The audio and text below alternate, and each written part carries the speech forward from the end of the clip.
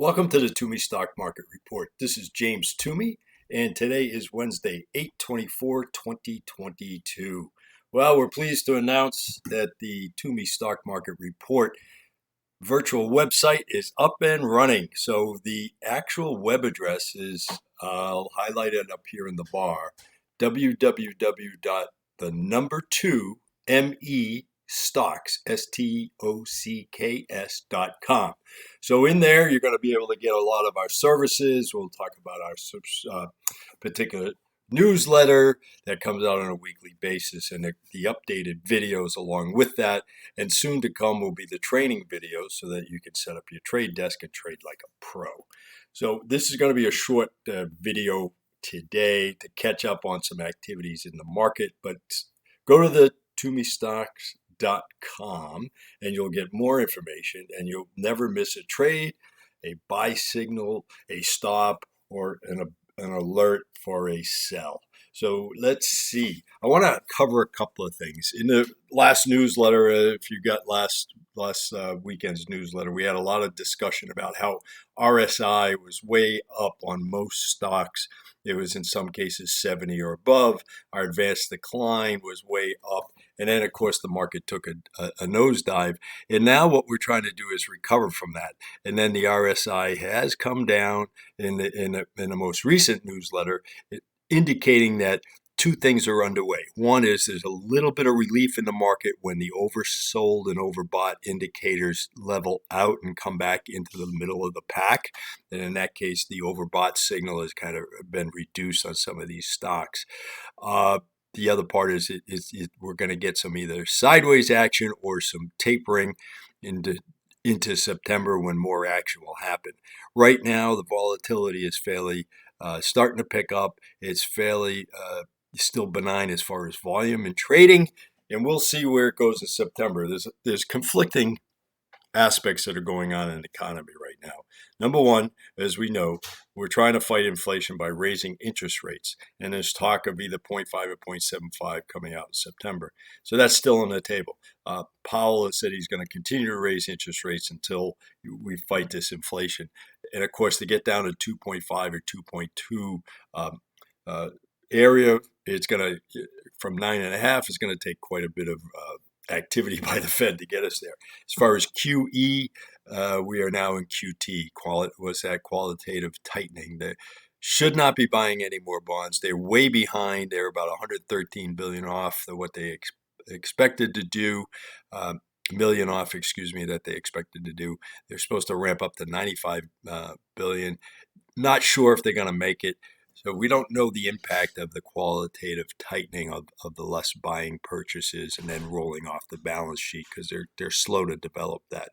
But on the flip side, the economy is roaring. We've got 3.5% unemployment. Yeah, there's a lot of talk, if you saw in the newsletter, about how 70% of the 700 executives and companies that were interviewed by Price Waterhouse consulting agency said they were, most of them were cutting back on hiring, and some had even abated any hiring bonuses as well as rescinded offers to people that they had hired in the 44% range. So what is that telling you? Yes, companies are starting to struggle with the bottom line. But with full employment, people are able to afford the increased cost. Companies are able to pass along these costs. And what's happening is the government, instead of having qualitative easing where the Fed buys bonds and keeps the economy going by low interest rates out there, the government has stepped in and they've got QE from the government side, which is quantity expenditure. They are just pumping billions with the infrastructure, the passage of the chip bill. And sure, some of this stuff hasn't even taken place, and then finally the green bill that they've passed. I mean, we're talking about billions and billions of dollars over the next several years that are going to be sloshing around the economy. They're all going to compete for too few people to do jobs. That will keep the pressure on inflation. But it seems to me that the decision has been, we're going to deal with high inflation as long as people are working, and we're going to flood the economy with government spending. So that's the game plan. So now we have to see this tug of war play out. Where will it go? I'm not sure, and that's what I'm watching the technical trails that we've kind of gone through over the past. I mean, guidelines that we've gone over the past. But for now, go to TwoMeStocks.com. You want to get in there because that's where we got our trade table and our stops, buys, and sell signals, and that's where we're going to keep everybody abreast. But let's take a look at some of our trades. XLE, we got it, which is that was the energy ETF, and we got into that back in where'd we put that? 8/4/22, and we're up 15.6%. I'm only going to hit a couple of these, but let's take a look at the XLE. We had the bottom of this particular chart was back in July of 14, and around end of July, we got the all-in buy signal. We went long. We had some pullback, but we managed. Our guidelines kept us because we didn't get the negative crossover, so we withstood that technical pullback. And then we certainly raced up, and that's when I came out with the buy signal a little bit around that area. So we got in, and we are now up against the Twomey trend track line. That's here in red. The Twomey trend track line, every time we seem to hit up against this trend, we pull back. Are we up for a pullback? I don't know. We've got a lot of breadth between the 90 EMA and the recent low of today. There's a lot of profit to protect there. My stops, I haven't raised them up because August tends to be a really slow volume trading, and I want to give us some cushion. We're going to tighten these up as this week goes forward because September could be a real rocky road. Anyways, with that said, if you look to the left, all this red here, that was down days on the energy sector where we had, it is a fast moving sector, energy. You got to be careful because you could wake up to magnificent gains from overnight trading and, futures, or you could wake up and have the opposite. It's very news event driven. But if we are bumping up against all this red downtrend, we've got a gap up here around 86. If we get up to 86, and then we're going to run right up into fill that gap, it'll be 88. So that's the target. Does it get back all the way up to 93? I don't know. We're getting some breadth reduction here in volume, and it's starting to tire out. The other one that we had quite a bit of a gain on was natural gas UNG, and that was we went in on a mouse hunt. That's where we go on the 120-minute chart, crosses over. We're going to get more of that into your training on TwoMeStocks.com, so I won't waste time here. But the UNG, we got in early, 7.1122 at 21.8, and 7.26 to 8.2 we got the all-in signal, so we added to that. So we've income averaged to about 26.7 on that gain. So that 26.7, we're up 19.5%. On the mouse hunt, we're up 19.7. So we got in at a great time, and let's take a look at that chart. What is UNG telling us? We've exceeded. This is why I'm a little excited about XLE, but natural gas is only a small proponent of XLE. This is U.S. natural gas. This is the daily chart. It went up here. We've eclipsed the last high of this year, which was 6.8. We beat that. We're coming back down to our first inflection point, which is the 9 EMA, and we may get some softening going forward here. I've got my eyes on this as well. We may have to tighten our stops here and take some early profit. Once we get into this kind of category where we've got a quick 20% in energy, we probably want to start taking. So you want to be on TwoMeStocks.com to get those alerts and changes. The other one was the PAA. PAA is definitely up, and look at that. We never expected this. It's way up here. This is the one that we said it's a good dividend play, right? And then it stays around 9 to 11, for a year and a half or so. So we thought it was a safe bet, and we've got right now it's a 7.11 dividend play. So with that said, what are we doing? We've got PAA up 17.4%. For a dividend play, that's outstanding. And again, we may have to start taking some profits here as well. So energy is taking off. What that's telling us, supply and demand. Yes, there's some tightening of supplies that are out there. We've got the Russian impact on Europe. We're trying to backfill Europe with natural gas and energy. Here in the U.S., we're trying to, move some oil and gas around the pipeline infrastructure, PAA. We're all getting a lot of activity. So uh, that was a great time to jump in. We've made some good profits. We probably want to start taking them. The other one was CPG, and CPJ is following the same, but it's a much slower trend. It's well below the Twomey trend track line. We're going to take this one nice and slow, and there's nothing wrong with that. So we'll see how that goes, but we're up on CPG. We got in that very low as well. Where did I put that? And that's up 12.5%. We don't expect a lot of movement on CPG, but we'll see where that goes, and that's running about 3% dividend. The other big dividend play was ILF. That's down to 10.65. ILF, we've got that's the Latin America commodities, 8.4% there. ILF is running up against some gaps, which should help us if we get a nice push in this. We've got a lot of gaps here. It's been a slow struggle, but we did fill the last two gaps, and this is quite a big gap here from 26.11 all the way up to 27.1. So if we can make that run, but see how this technically the 200 EMA is acting as resistance. We haven't broken that. And next week, later in the week, we'll go into the more indices that are, kind of pull back quite a bit. And then where those resistance levels, we'll start talking about some technical indicators there. Let's see. XLU was our utility play, and that is up as well. That's up 10.8%. That took off. This is starting to abate. It just came down below our 9 and now bounced off our 14. Probably end up taking some profits, so keep your eye out and getting an alert for that. We want to maybe talk about one other thing, and that's my friend, the short of the 20-year bond. TBT, this is the 2 times play. TBF is the 1-to-1 play, safer, less volatile. This, the 2x2 on TBT, if it goes up $1, it's a $2 gain. If it goes down $1, it's a minus $2.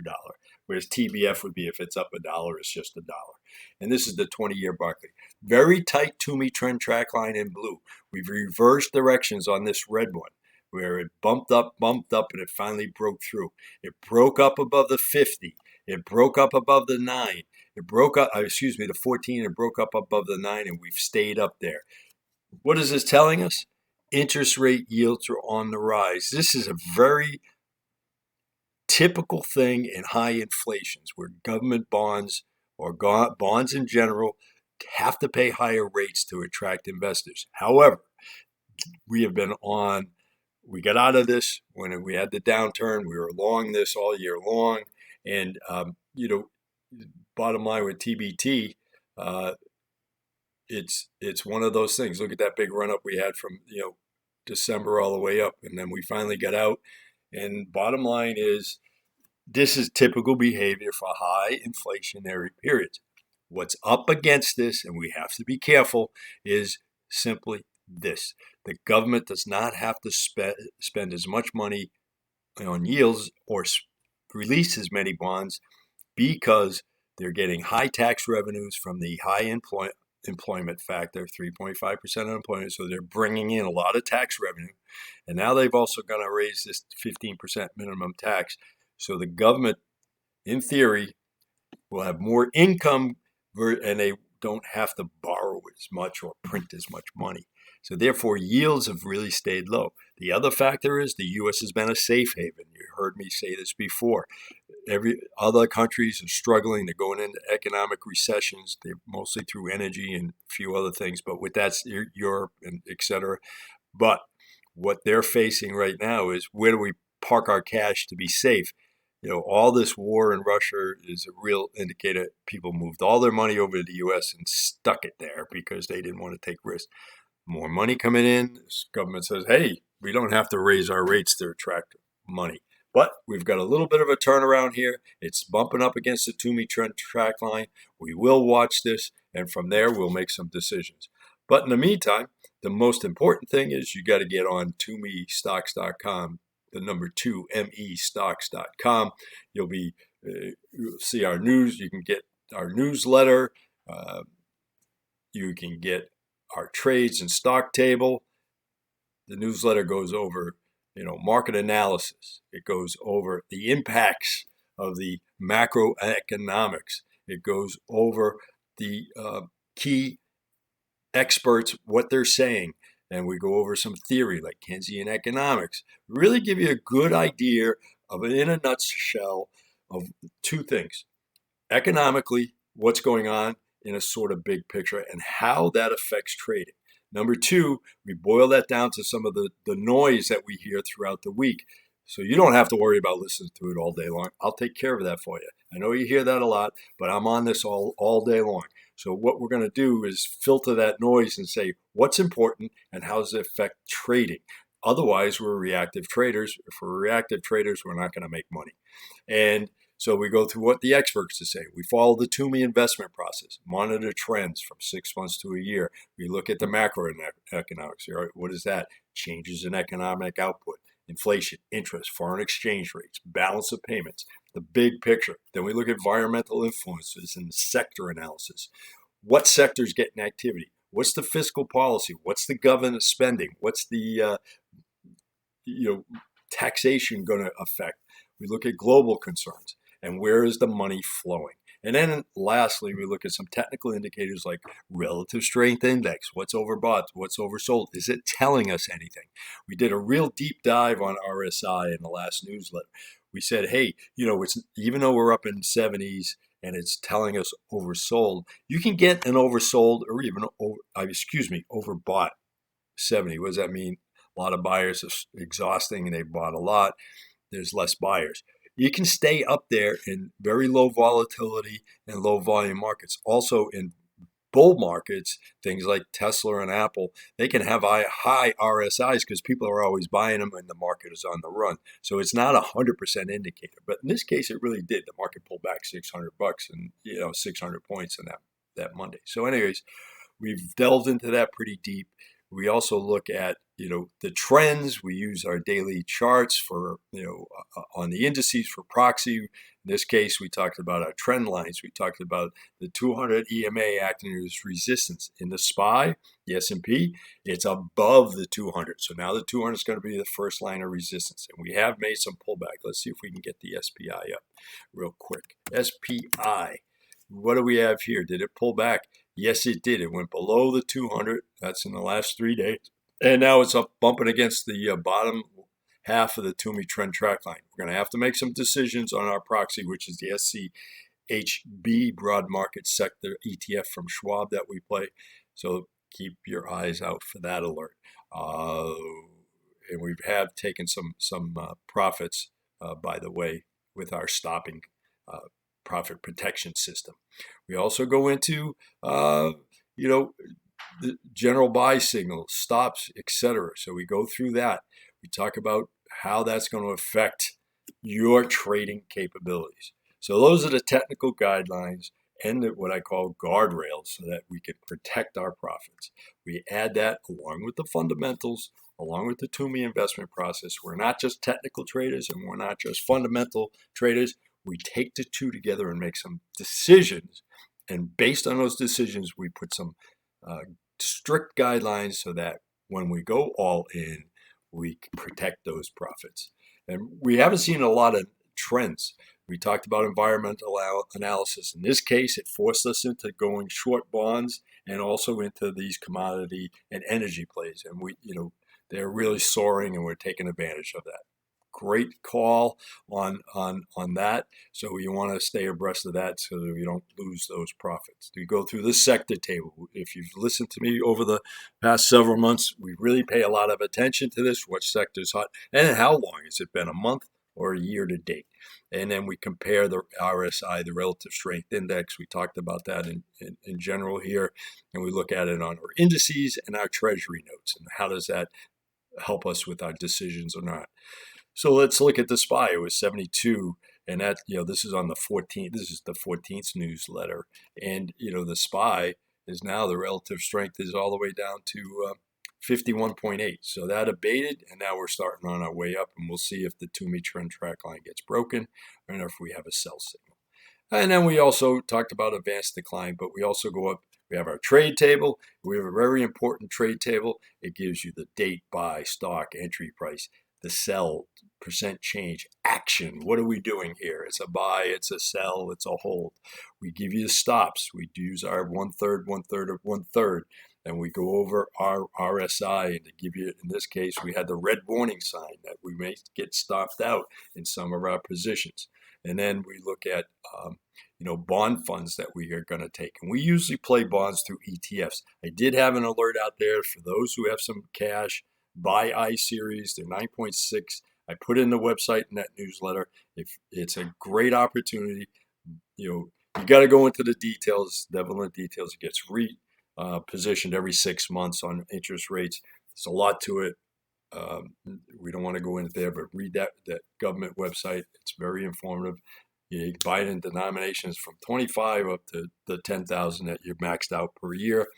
Buy it if you got that amount of cash or some couple of thousand, and yet you don't need for household income or emergency funds, and it's a long term. It's a great alternative to a 401k. Buy them, park them. Even if it's 7 to 10 years now, it's down to 1%. Between now, I don't think inflation is going away in the next, year or two. So you're going to be able to make some good money on that. Buy them, buy them, buy them, and hold them. That's about it. So that's the Twomey Stock Market Report. Glad to have you on board. Get on that website, get your activity put together, and let's see if we can get some money in our pockets. This is James Twomey from the Twomey Stock Market Report. It's Wednesday, the 24th, 2022. Thank you very much for listening. Have a great evening.